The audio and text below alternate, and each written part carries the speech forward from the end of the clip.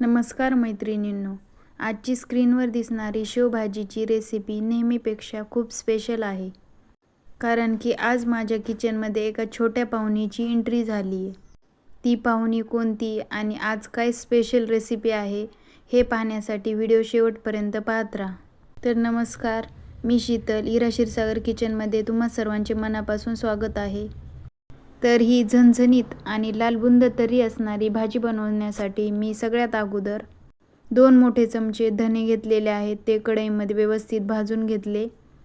त्यानंतर खोबऱ्याचे काप करून त्याला तेल टाकून व्यवस्थित ब्राऊन कलर येईपर्यंत छान भाजून घ्यायचे आहेत. तर आता सांगते की आजची शेवभाजी स्पेशल का आणि कोणत्या छोट्या पाहुण्यांची एंट्री झाली आहे.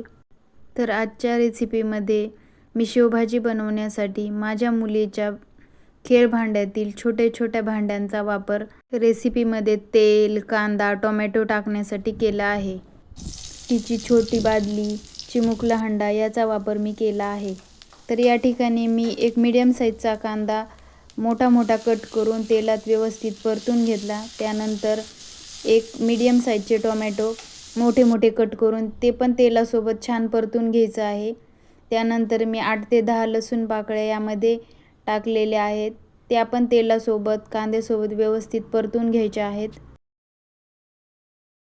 त्यानंतर आल्याचे काही तुकडे करून मी यामध्ये टाकलेले आहेत. तेलासोबत हे सर्व मिक्स करून घ्यायचे आहे. त्यानंतर बारीक चिरलेली कोथिंबीर हे सर्व कढईमध्ये व्यवस्थित परतून घ्यायचे आहे. कांदा, टोमॅटो, आले, लसूण, कोथिंबीर याला अगदी 5 मिनिटे व्यवस्थित परतून घ्यायचे आहे. त्यानंतर एका मिक्सरच्या भांड्यामध्ये मी अगोदर भाजलेले धने आणि खोबरं अगोदर बारीक करून घेत आहे. त्यानंतर मी यामध्ये 1 छोटा चमचा जिरे टाकलेले आहे. आता आपण याला मिक्सरला बारीक करून घेऊया. त्यानंतर आपण कांदा, टोमॅटोचे जे वाटण आहे ते याच्यामध्ये टाकून व्यवस्थित बारीक पेस्ट करून घ्यायचे आहे. धने आणि खोबरे सुरुवातीलाच बारीक करून घ्या आणि नंतर त्यामध्ये हे ओले वाटण टाकून त्याची व्यवस्थित पेस्ट बनवून घ्या. जर तुम्ही सर्व ओले आणि सुके मसाले एकत्र वाटायला घेतले तर ते व्यवस्थित बारीक होणार नाही आणि भाजीला व्यवस्थित तर्री येणार नाही. तर वाटण वाटून झाल्यानंतर मी गॅसवर एक कढई ठेवलेली. त्यामध्ये मी 2 मोठे चमचे तेल टाकलेले आहे.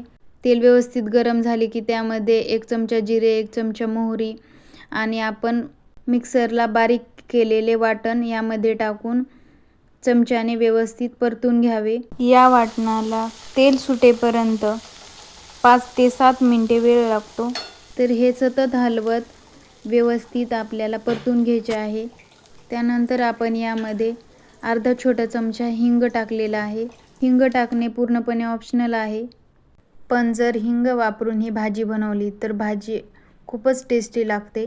त्यानंतर 1 छोटा चमचा हळद, 1 चमचा लाल तिखट, अर्धा चमचा कांदा लसूण मसाला, अर्धा चमचा काश्मीरी लाल मिरची पावडर, अर्धा चमचा गोडा मसाला, अर्धा चमचा गरम मसाला, अर्धा चमचा घरगुती काळे तिखट हे सर्व मसाले टाकून आपल्याला 2 ते 3 मिनिटे हे मसाले व्यवस्थित मिक्स करून घ्यायचे आहेत. मसाले जर कढईला चिटकत असतील तर 2 ते 3 चमचे पाणी टाकून त्याला व्यवस्थित शिजू द्यावे. माझ्या मुलीचा खूप दिवसापासून हट्ट होता की मम्मी, माझ्या खेळण्यातील खेळ भांडे तुझ्या रेसिपीमध्ये एकदा वापर ना प्लीज. तर म्हटलं आज लेकीची हौस पूर्ण करूया आणि बनवूया झणझणीत शेवभाजी. तर या ठिकाणी मी मसाले कढईला चिटकू नये म्हणून अगदी 2 चमचेच पाणी तिच्याच छोट्याशा हंड्यामध्ये घेऊन टाकलेले आहे. 2 ते 3 चमचे पाणी टाकून हे मसाले व्यवस्थित शिजू द्यावेत आणि त्यानंतर मी या ठिकाणी गरम पाणी वापरत आहे.